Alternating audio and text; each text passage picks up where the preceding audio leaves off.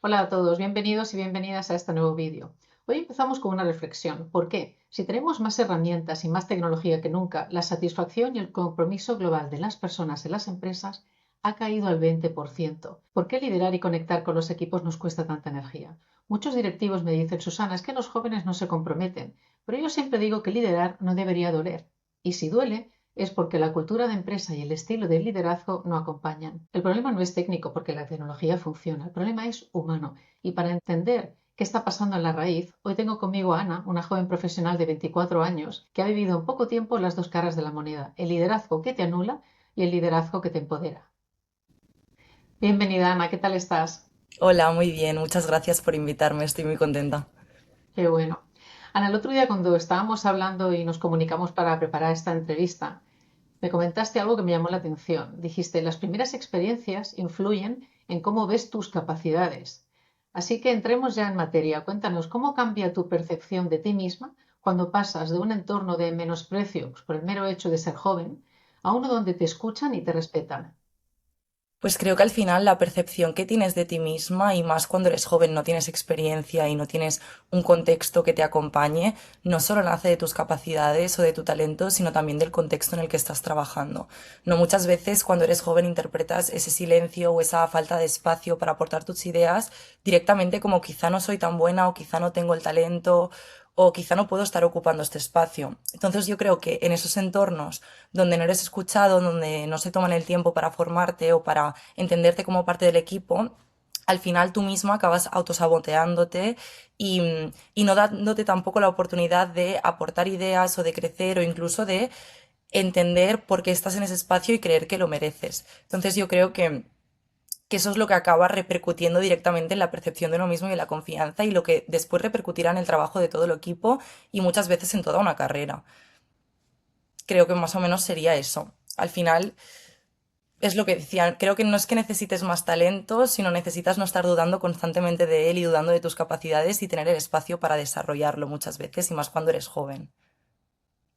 Sí, Ana, esto que dices es vital. O sea, una de las cosas que yo siempre hablo es de que el primer pilar de un líder es el autoliderazgo, porque el líder es el espejo del equipo. Claro, si un líder no se conoce y no es consciente de su impacto en las personas, especialmente como tú, cuando empiezas en un proyecto y eres joven, aún te tienes que tú también acabar de conocer. Claro, él o ella proyecta sus miedos o, por ejemplo, su necesidad de control sobre vosotros, ¿no? Cuando te hacían sentir poco válida, Ana, pues claramente no era un problema de tu talento. Ahora lo sabemos. Era un síntoma de una cultura con valores desequilibrados, ¿no? Entonces, cuando estemos hablando de tu recorrido, tú pasaste por una consultoría donde no te dejaban participar ni aportar y yo suelo clasificar los valores de las culturas en tres, ¿no? Los asertivos son aquellos valores y comportamientos que están enfocados en resultados, en conseguir, pues, en crecimiento y son importantes, ¿no? Por supuesto. Luego hay un segundo tipo que son los sociales, que están enfocados en las relaciones que tiene la gente en la empresa. Y los emocionales, que tienen que ver con cómo se siente cada uno individualmente dentro de la empresa. Por ejemplo, su bienestar o su no bienestar. Claro, en esa experiencia de la consultoría, sentiste que solo importaba el qué, el resultado, y se olvidaron del cómo la persona, ¿no? ¿Qué te parece a ti? Exacto, yo creo que, bueno, justo lo que has dicho lo vinculo muchísimo con mi experiencia porque creo que lo más importante para todo el mundo, no solo para la gente joven, es el impacto, es entender los porqués, es entender los procesos. Al final, cuando tú te encuentras en la posición de ser junior o de estar empezando o incluso estar en prácticas, es evidente y tú ya asumes que las tareas que te van a tocar es dar apoyo, dar soporte y sobre todo tareas menores, pero es tan importante entender el impacto que tendrán estas tareas y el por qué las estás haciendo, estar vinculado al proyecto, sentir que estás formando parte de alguien. Yo creo que lo peor no es que te corrijan o que te digan igual que esto no está bien hecho, creo que es lo que nos esperamos todos, es sino sentir que tu opinión o que tu visión ni siquiera entra en la conversación, que no llegas a formar parte nunca de ese equipo porque tampoco estás implicado en el propósito del equipo en sí. Entonces creo que yo al menos en ese momento me sentí muy pequeña, ¿no? Sería un poco la palabra. Creo que hay líderes que no se dan cuenta de que cuando están anulando o no teniendo en cuenta directamente a una persona, esa persona va a dejar de implicarse en el proyecto y en ningún momento va a creer en él. Entonces, al final generamos generaciones de trabajadores que están completamente desmotivados porque no acaban de participar o de ser partícipes en lo que es este proceso de trabajo. Y al final muchas empresas, creo que lo que más escucho, lo que más veo cuando he estado buscando trabajo, cuando hago entrevistas, es eso de queremos personas proactivas, queremos gente que aporte, pero claro, luego cualquier iniciativa que no es controlada o que no parte de esa zona de la empresa se castiga o se corta directamente y no se explora nunca. Y mucho menos cuando viene de una persona en prácticas, una persona joven que acaba de empezar y que se acaba confundiendo muchas veces como esta falta de experiencia con una falta de criterio, con una falta de capacidades. No es más que el hecho de no haber hecho eso antes. Entonces yo me vi mucho en esa posición de, ostras, nadie me ha enseñado. Nunca he estado en este contexto porque nunca he tenido una experiencia laboral y a la vez tampoco se me está dando la oportunidad de aprender. Se me está diciendo que ejecute una tarea concreta, que eso evidentemente, pero no se me está dando la oportunidad de entender por qué se tiene que ejecutar eso o dónde nos va a llevar o por qué es importante aprender a hacer eso.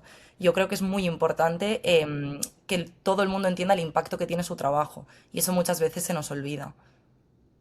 Es increíble lo bien que lo has explicado, porque hay tal incoherencia entre lo que se pide en la descripción del puesto de trabajo, de prácticas o de trabajo cuando aplicas, y esa proactividad, ¿no? Y la implicación que Sí. quieren, y luego lo que realmente te encuentras, que es lo que acabas de explicar tú, además muy bien, ¿no? Es un error muy clásico, es esas culturas donde el líder es tan asertivo, solo se enfoca en los resultados, en el crecimiento, la innovación, en ganar dinero, que insisto es muy importante, pero le falta la empatía, no se preocupa por las relaciones interpersonales. Entonces, en ese tipo de culturas, no solo tú, sino que el equipo se contrae. Los perfiles que tienen talento o sensibilidad se queman o se van. Claro, esto es muy caro, porque tú te puedes quedar estés o no quemado, pero no estás aportando todo, con lo cual eso también es muy caro para las empresas, ¿no? El valor que tú aportes no es el que podrías aportar. Entonces, por eso siempre insisto tanto en que el liderazgo humanista, que es este, el equilibrado, el que tiene en cuenta los resultados, pero las personas y cómo se sienten, no hay que confundirlo con buenismo. Es tener la valentía de exigir resultados, pero con un respeto absoluto a la identidad de la persona y no matando sueños, ¿no? Y haciendo que la gente se sienta pequeña.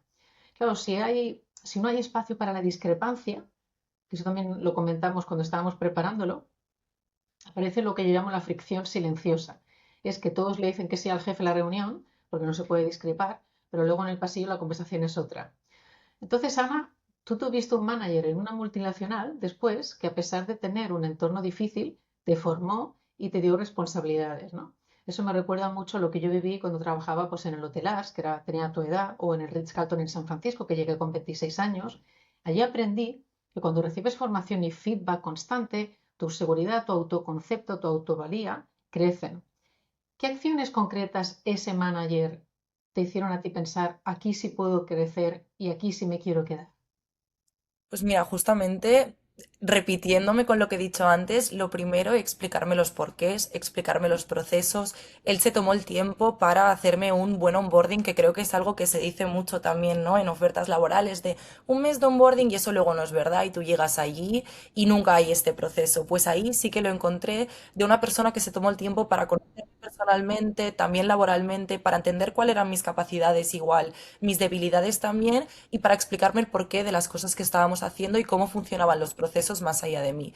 Luego también creo que va muy de la mano, o al menos a mí me funcionó mucho, el tema de dar responsabilidad progresiva y un poco dejarte probar antes de corregirte, ¿no? Ese punto de decir, ¿cómo lo harías tú? Esto que te he explicado un par de veces, prueba de hacerlo tú y luego si te equivocas no pasa nada, pero pruébalo tú y de repente, pues cuando ya lo has hecho un par de veces, mira, pues tú te vas a encargar justamente de este proceso. Creo que al final ahí es donde surge esto que hablábamos al principio de la conversación de valorarte y creer en tus capacidades, porque al final cuando te enseñan una cosa, la aplicas y te sale bien y te dan la confianza para replicarla o para incluso tener la responsabilidad tú sobre, encima de ese proceso, es justo en ese momento donde tú empiezas a creer que eres válido, te empiezas a sentir cómodo en ese trabajo, en esa posición.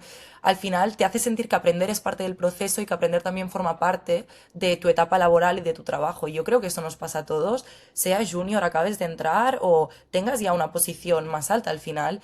El mundo, y más ahora en el mundo que vivimos con inteligencia artificial, un avance tecnológico increíble, todos aprendemos todo el rato y estés en la posición en la que estés vas a tener que seguir aprendiendo. Entonces, entender que aprender es parte del proceso laboral y está incluido un poco en el sueldo o en la jornada laboral, creo que es muy importante Y el hecho de entender también que dentro del equipo va a haber estas sinergias y una posición se va a alimentar de la otra. Y yo al final me encontraba que, pues mi compañero muchas veces me decía, ostras, pues esta forma que tienes tú de hacer este proceso que no te hemos enseñado, pero que ha surgido de ti de forma autónoma, qué buena, me la voy a quedar yo también.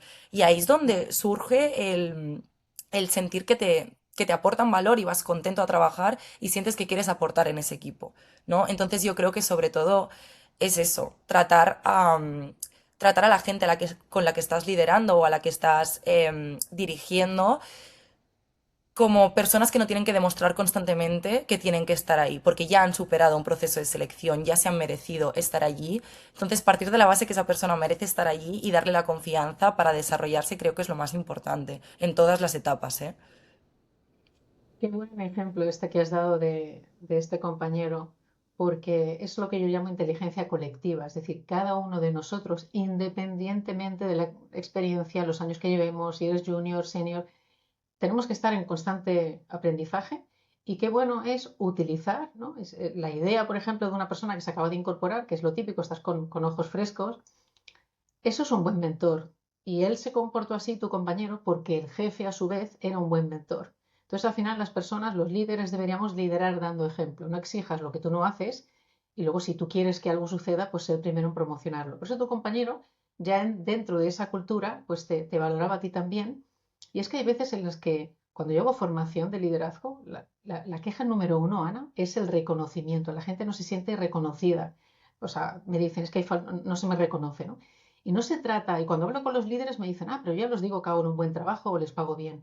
Y es que no es decir un buen trabajo, es ver a la persona y lo que aporta. O sea, cuánto te motivó a ti el que él te dijera, oye, pues esto me gusta y además lo copio y voy a usarlo yo, ¿no? Es lo que yo llamo conexión individual. Es ver a la persona, entender sus ideas y darle el espacio para que se equivoque. Porque al final cuando formamos a alguien ya le deberíamos de darle ese pues, presupuesto y si no hay un presupuesto pues al menos las directrices y el error que sea pues calculado. Y ese manager tuyo estaba claramente aplicando inteligencia emocional, sin duda, ¿no? Por lo que explicas. Y esto nos lleva a tu realidad actual, Ana. Llevas 6 meses en una aceleradora, un entorno pues, positivo, por lo que me has explicado, bastante horizontal como cultura, donde pues, todas las ideas importan y se escuchan, donde me decías que se valora la proactividad, de verdad, no solo en el papel, donde te dejan decidir y donde te sientes valorada y motivada, que ya hemos visto que solo el 20% de las personas en las organizaciones se sienten comprometidas y satisfechas. Es una locura. Sí. Entonces, esto me parece crucial porque en las reuniones con comités de dirección escucho una y otra vez la misma queja. Susana, es que los jóvenes de hoy en día no se comprometen, es que a la mínima se van. Tienen la teoría de que los que sois de la generación centennial o Z, pues que no os importa la empresa, pero yo siempre les respondo lo mismo, el compromiso no se exige, el compromiso se inspira a través de un sistema, una cultura y unos valores y un estilo de liderazgo que funcionen, ¿no? Entonces, Ana, desde tu punto de vista y tu experiencia actual, ¿qué es lo que hace realmente que tú te comprometas al 100% en un proyecto? Pues mira, creo sobre todo con esto que contabas de la gente joven o la generación Z, ¿no? Como este mito que hay detrás, un poco, creo que al final solamente estamos menos dispuestos a quedarnos en sitios donde sentimos que somos completamente invisibles. O sea, creo que eso es como la gran diferencia generacional o incluso de cultura de empresa. Pero claro, también creo, yo me siento muy afortunada cuando veo mi contexto y la gente de mi edad de estar en un espacio donde se me permita aportar, donde se me permita creer en un proyecto, tener impacto. Al final, yo no tenía mucho bagaje en lo que se refería a aceleradoras o a startups o a todo ese ecosistema y, y ostras, poder descubrir un sector desde cero y también tener la oportunidad de aportar desde otras disciplinas, desde otras experiencias que yo había tenido que se reconozca este impacto, pero también yo me acuerdo una cosa que me decía mi jefe cuando empecé, me decía, yo lo que quiero es que lo entiendas todo, que entiendas cómo funciona todo bien, quiero que te tomes el tiempo, entonces a mí se me dio el espacio para entender cómo funcionaba, cuáles eran los procesos, por qué estábamos haciendo X cosas, cuál era el objetivo general a un año vista, a 5 años vista de la empresa, ¿no? Un poco hacerte sentir parte de que estás formando parte de esto o estás teniendo un espacio en ese desarrollo empresarial o en ese proyecto y que no solo estás aquí, vienes a hacer X trabajo y tiras a tu casa, ¿no? Hacerte un poco sentir parte de algo. Entonces creo que eso es una suerte también, no se da en todos los contextos y no todo el mundo tiene la suerte de poder encontrarse en un contexto así, pero creo que es muy importante sentir lo que hablábamos al principio, ¿no? Otra vez vuelvo a eso, que estás generando un impacto y que tu trabajo tiene una razón de ser y de por qué se está desarrollando. Es que creo que muchas veces se nos olvida eso y hay una parte del liderazgo que, como tú bien decías, también es entender a las personas, leerlas, entender que cada uno somos diferentes, igual yo necesito un tipo de reconocimiento y mi compañero otro, pero ahí también está parte del trabajo de liderar, ¿no? Comprender cómo este equipo, cuáles son las necesidades de cada uno y cuáles son sus fortalezas y entender que todo eso es lo que conforma el éxito. Creo que eso es muy importante. Sí, sí, o sea, tú como líder, después de un buen autoconocimiento y autoliderazgo, para poder conectar con las personas, yo siempre digo al final que el liderazgo es la capacidad de conectar con las personas de tu equipo para moverlas a la acción. Eso es súper conciso. La acción es, pues hay una visión, hay unos resultados, o sea, claramente esa acción es estratégica, ¿no? Pero claro, para ello, pues, como tú bien decías, hace falta tener ese espacio, ¿no? ¿Y tú por qué crees, nada, de forma así concisa, por qué crees que a tantos directivos de la vieja escuela les cuesta tanto soltar el control y dar esa autonomía? Que vieja escuela no significa que sean senior, porque estamos viendo directivos jóvenes, seguramente porque bueno, pues no han tenido los mentores adecuados. ¿Qué te parece a ti que a alguien le cuesta tanto soltar el control y dar esa autonomía necesaria, que además es bueno para todos? Pues yo te diría que creo que incluso hay una parte de falta de conocimiento personal o de trabajo personal en todo esto que el autoliderazgo refiere. No creo que cuando no tienes el conocimiento como va a tener para entender la diferencia o entender otras opiniones, muchas veces hay líderes que yo veo que creen que escuchan, pero solamente validan opiniones que concuerdan con la suya. Entonces, acabas generando un poco ese eco del que hablabas tú, que fuera de la reunión se genera una conversación paralela.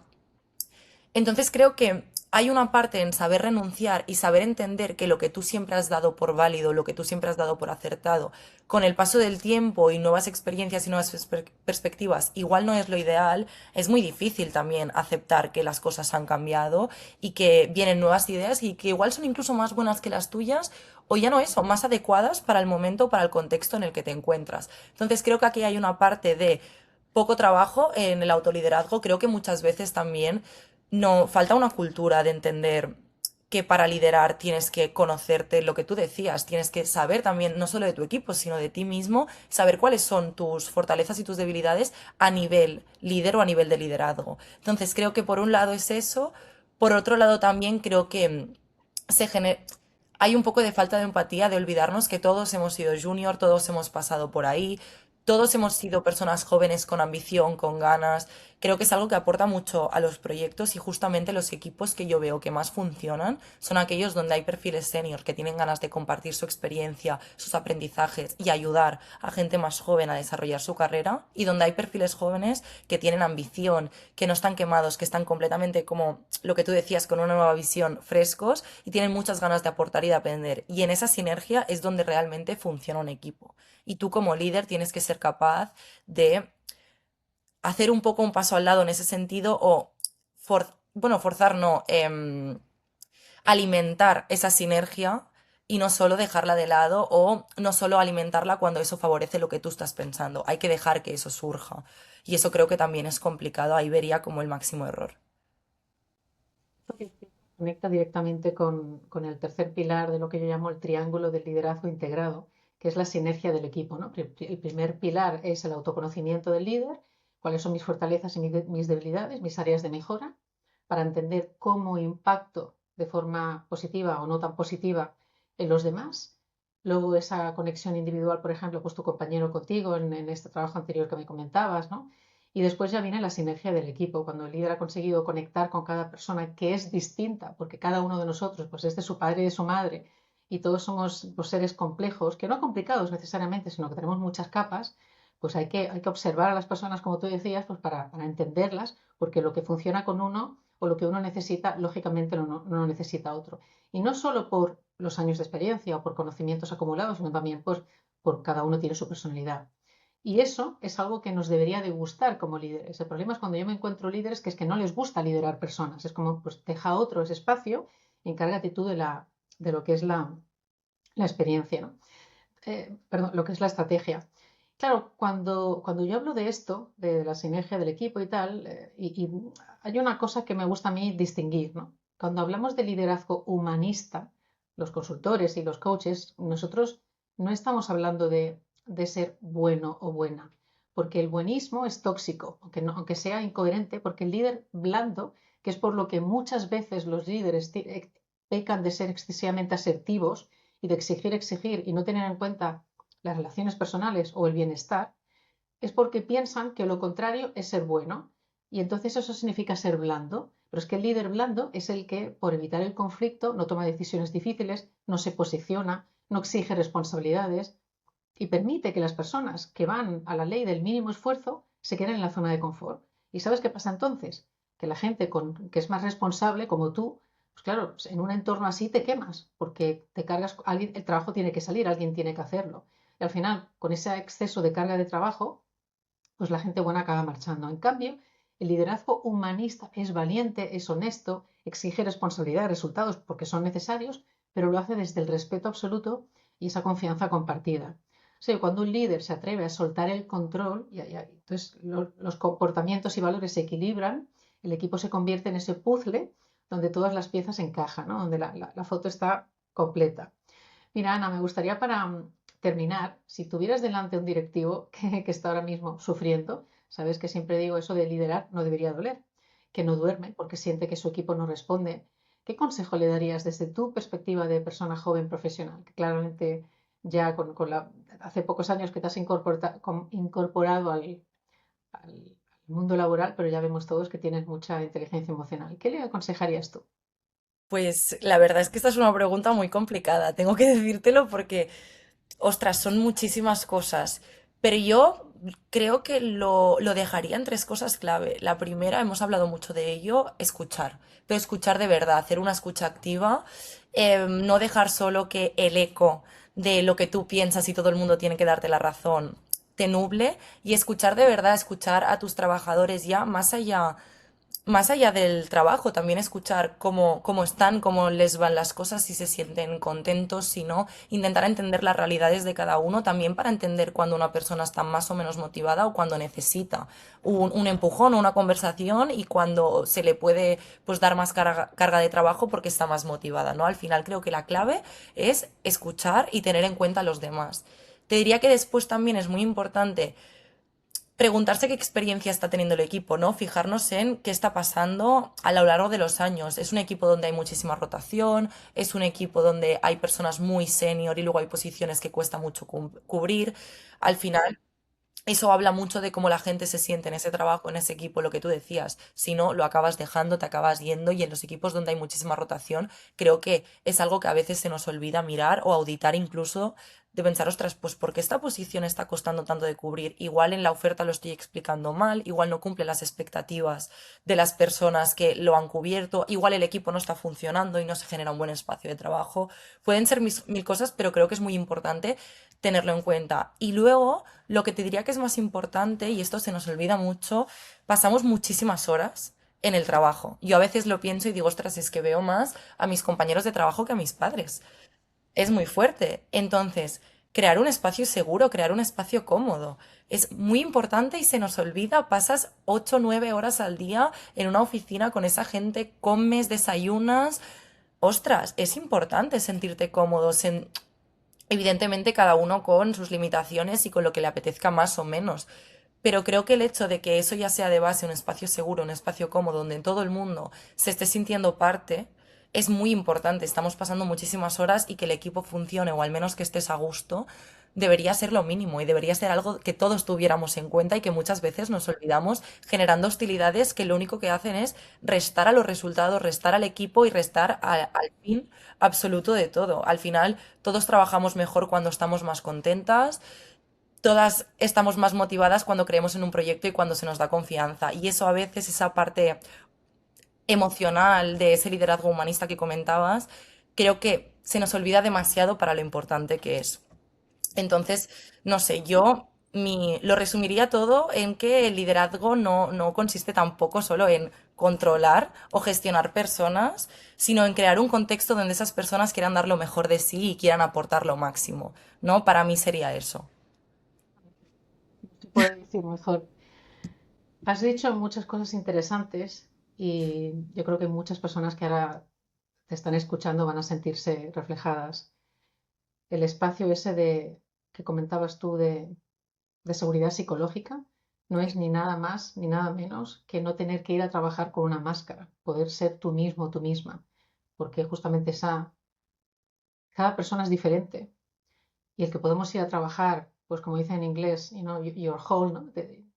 Todo tú, todo tú a trabajar, hace que puedas mostrarte como tú eres y que nos podamos aceptar y no estar preocupado o preocupada de que me van a juzgar, no me van a dejar hablar. Entonces es importantísimo esa parte, ¿no? Y sin embargo, pues ahora hemos visto que una cosa positiva, Ana, que yo estoy viendo, es que ahora mismo, justamente porque la mayoría de empresas están invirtiendo en tecnología pues con IA, herramientas más sofisticadas, se están dando cuenta más que nunca que un liderazgo humanista es lo que necesita cualquier líder, aunque esté en un puesto financiero o tecnológico, porque eso es lo que hace que las personas que quieres tener en el equipo sumen y esa persona puede hacer esa cultura donde la gente se quiera quedar.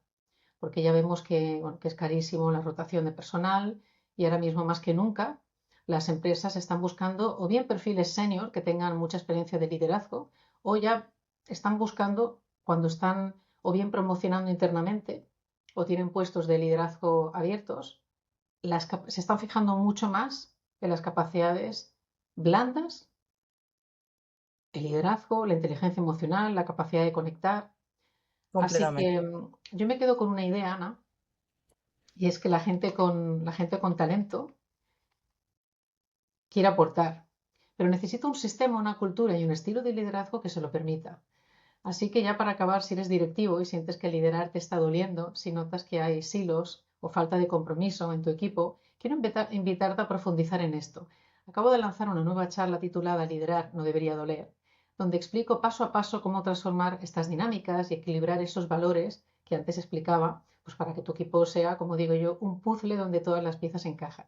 Si quieres llevarlo a tu empresa para inspirar a tus directivos, tienes mis datos de contacto directamente en el perfil de este canal, me puedes escribir y lo hablamos. Ana, me ha encantado, estoy súper contenta de que hayas venido. Yo creo que después de escucharte todo el mundo quisiera tenerte en su organización. Ha sido un placer y no sé si quieres añadir alguna cosita más antes de que acabemos. Bueno, a mí también me ha encantado, la verdad es que es una gran oportunidad y creo también que es muy importante que todas las personas que están en tu posición den este espacio a las personas jóvenes y nos den ese lugar para también escuchar, ¿no? Y saber un poco qué es lo que está pasando, igual que es lo que está fallando a la hora de entendernos. O sea que creo que es una charla que va a aportar muchísimo valor, así que muchas gracias por invitarme. Qué bien, qué bien. Y a vosotros que estáis viéndonos, pues gracias por escucharnos. Recordad, el liderazgo es el espejo. Si queréis cambiar el equipo, empezad por mirar el espejo. Nos vemos en el próximo vídeo.